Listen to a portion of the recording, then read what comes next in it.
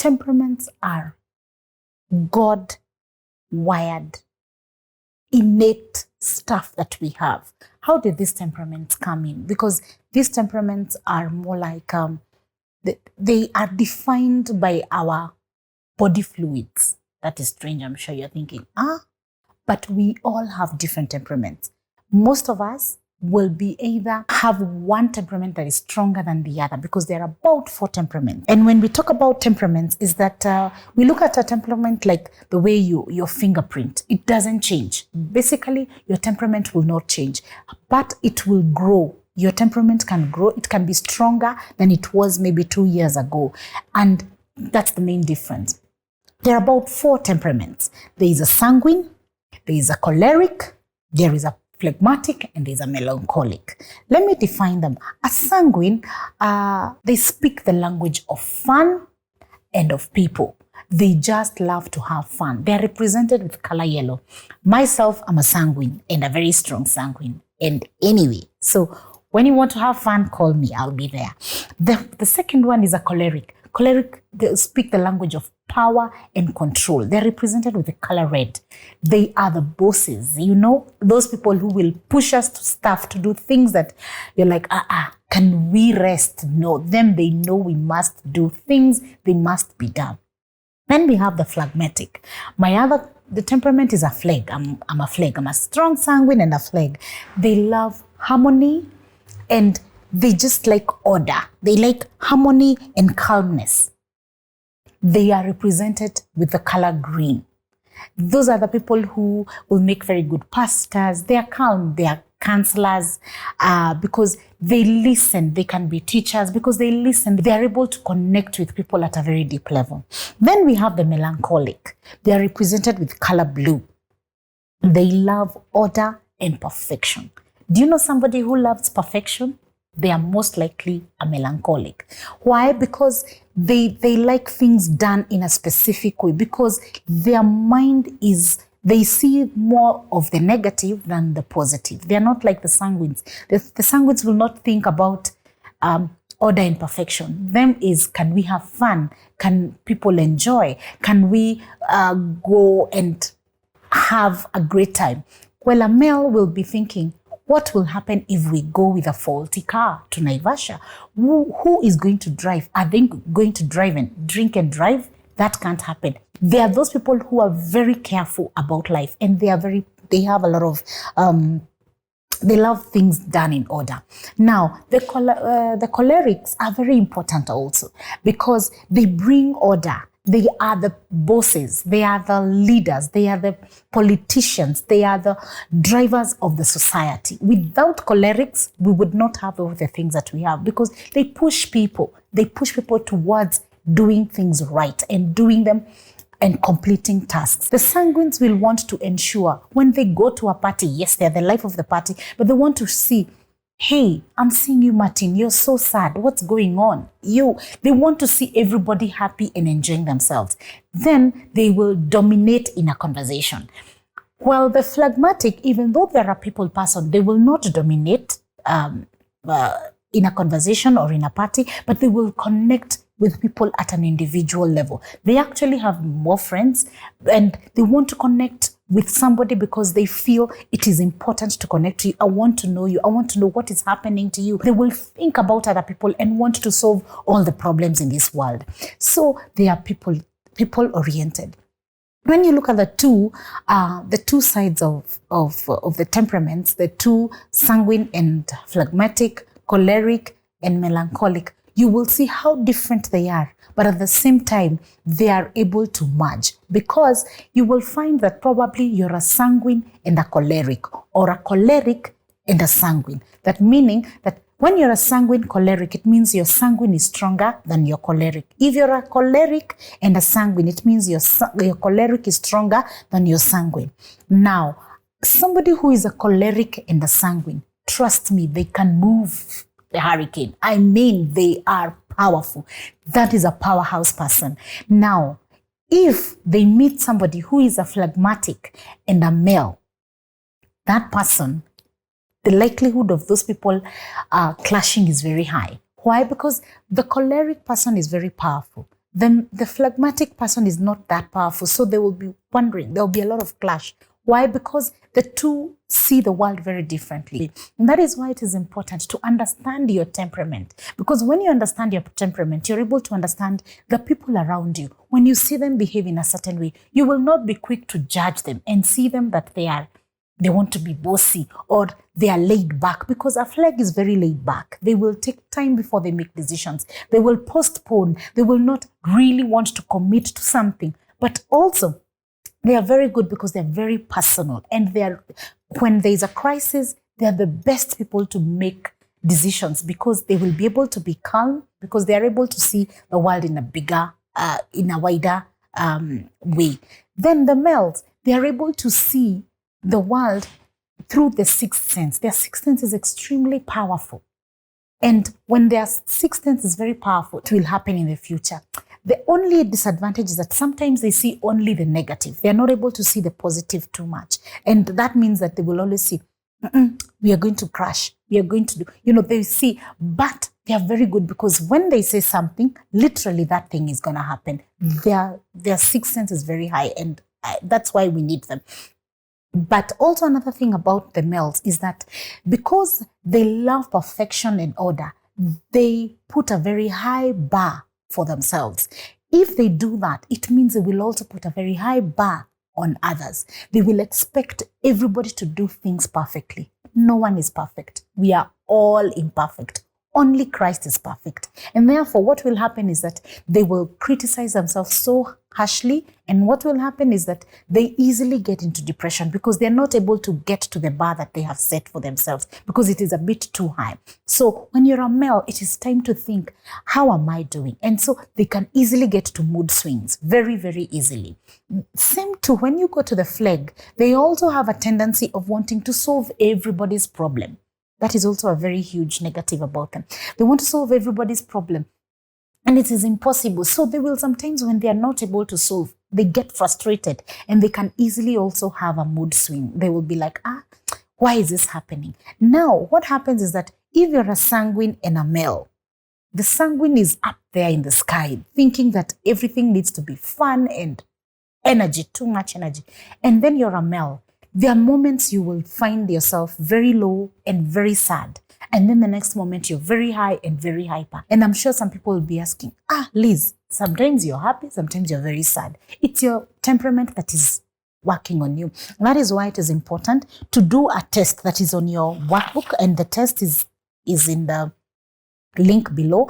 And you will see that test. Please do the test. Then you're able to see which is your strong temperament. Is it sanguine? Is it choleric? Is it phlegmatic? Is it melancholic? And then when you see that, then you're able to understand your strengths and your weaknesses.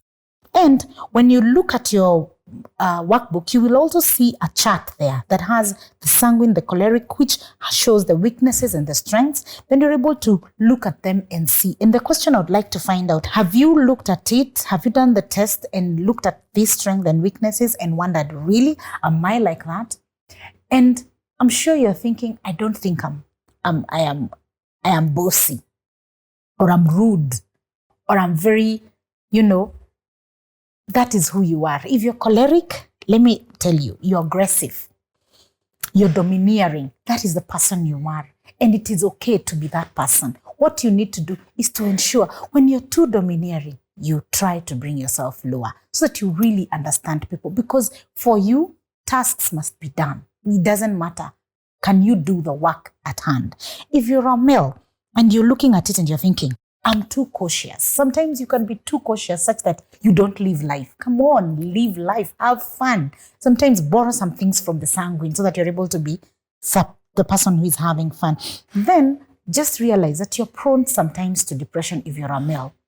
Then always activate yourself with your other temperament so that you're not going to fall into depression, because it is very easy for you to pull away too much. Then realize, look at your strengths and make them work for you. If you're a flag, sometimes you can be fearful of change. You can procrastinate too much. Please work on it. Have it on moderation. If you're a sanguine, you can be too impulsive. You can be such a noisemaker. You can want to take over in a group. Always realize your strength and your weaknesses, then you'll be able to control them. So the work that I will give you today is go to your workbook, read about the sanguine, the choleric, the phlegmatic, and the melancholic, and realize where do you fall into. Then there's also a part in the workbook that talks about the temperament combination, and you will see who you are. Like myself, I am a sanguine and a phleg. And if I will read here, it says that the overpowering, outgoing nature of the sanguine is tempered by the gracious phlegmatic. You know, a phlegmatic is gracious and calm. These are extremely happy and carefree individuals who live to help people. They would not purposefully hurt anyone, but they must fight a lack of workplace motivation, because they lack motivation for work, because to them work needs to be fun, and sometimes work can't be fun always. So read and you will see how your combination works for you. And then when you understand your temperament, then you'll be able to communicate better. You will be able to understand yourself in a new way. So what are the needs of these different temperaments? When you go to the sanguine, their need is approval, acceptance, attention, and affection. That is a sanguine. That is what they always need. When we go to a choleric, their need is loyalty. Can you be loyal? Their sense of control. They want to be in control when there is a group. Let them be. They want to be appreciated, but appreciate them for work they have done. Then they want credit for the work they have done. Appreciate, but for the work they have done. Then when we go to the phlegmatics, they need harmony. They want to feel worthy. They want to be appreciated. They want to be respected. They want, if there's anything that a phleg wants, is respect. And they do not like stress at all. Then what does a male need? Male needs safety. Their sensitivity. They want support and a space and silence. So when you're a male, sometimes you will want to just be in your own space. Not that you do not like people. No, that is what you need. And they want other people to realize that they can be sensitive because they are sensitive to things around them. So they will need that space. They will need that place where they will be able to be alone so that they're able to internalize and be themselves. Thank you very much.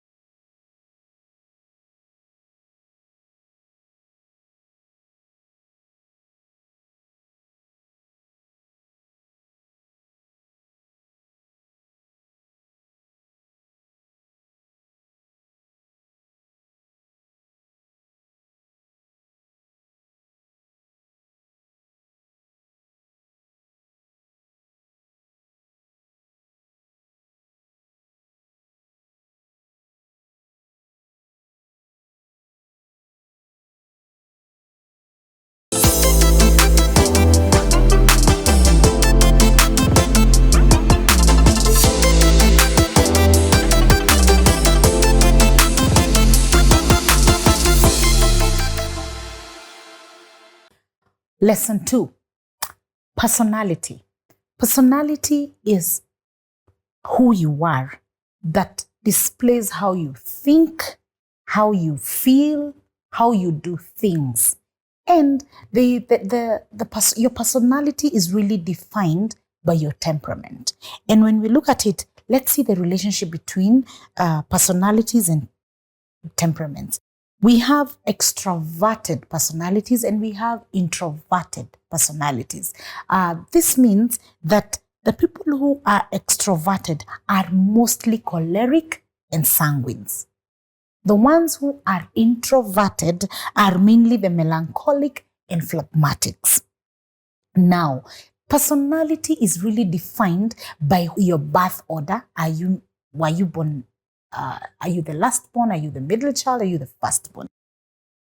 Your education background, your environment, where you grew up, and your environment is what really defines your personality. And by the way, your personality changes with time. It changes as you keep growing, as you change your environment. Sometimes your personality can change. However, if you're an extroverted person, it's very hard for you to be an introverted. But it also depends with the situation and what is happening around you. Because you could be a very introverted person, but then people are discussing a topic that you're very conversant with, that you're very passionate about. You will speak like an extroverted person, but innate, you're an introverted person. So that is what the difference is in personality. And there are about 16 personality types. They were created by Myers and Kathleen Briggs.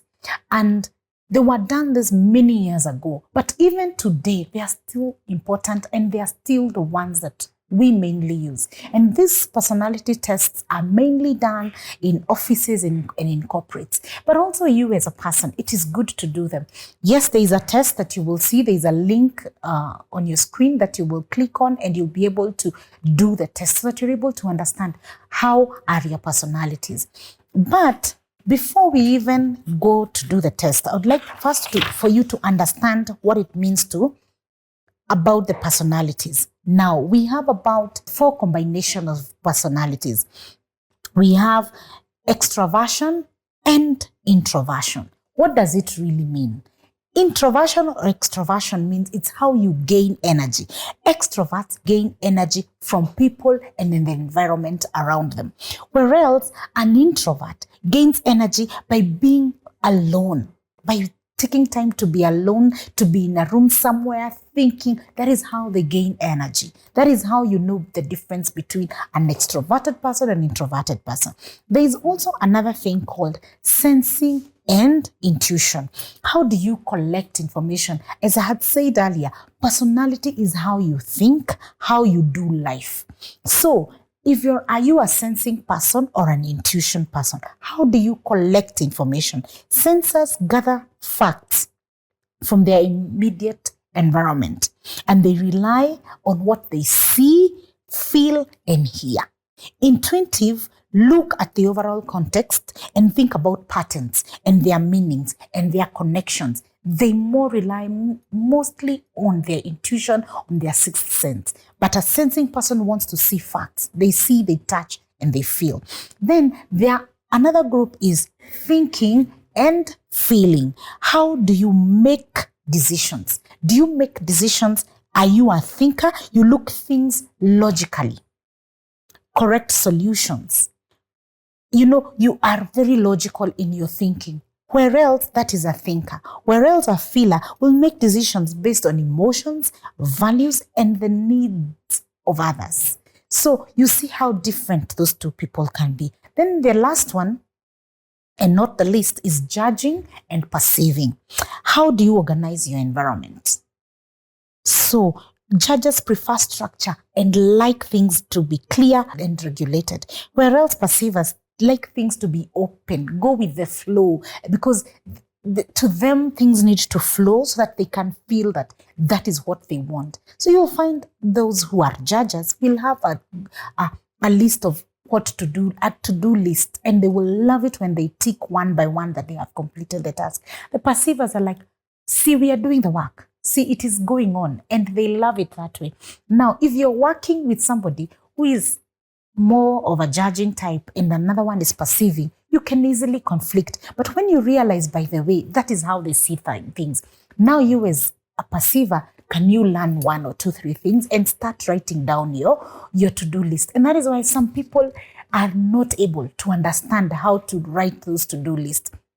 It's because their personality more is going with the flow. And when you go with the flow, it means that they are not fully committed that they must complete that task. Well, the judger, they must complete the task. When they do, they are happy. So basically, that is how the classification of the 16 personalities is. So the first one is extroversion versus introversion. The second one is sensing versus intuition. The third one is thinking versus feeling. And the last one, which is not the least, is judging versus perceiving. And everything we need to realize is that personalities is how you gain energy, how you get the positive and negative vibe, how you get your vibe. Then the other one is how you collect information. Why do we collect information? We collect information so that we can make a decision. So that when how you make decisions also defines your personality. And then how you organize your environment, how you do stuff, how you like things arranged, even in your home, in your car, in your life, in everything. That is now your personality. So we have about 16 personalities, as I said. I'm going to mention a few, but in your workbook, they are all listed with their characteristics, and I encourage you to look at them, do the test. But I want to have a disclaimer. Even though you do the test, it gives you a guide.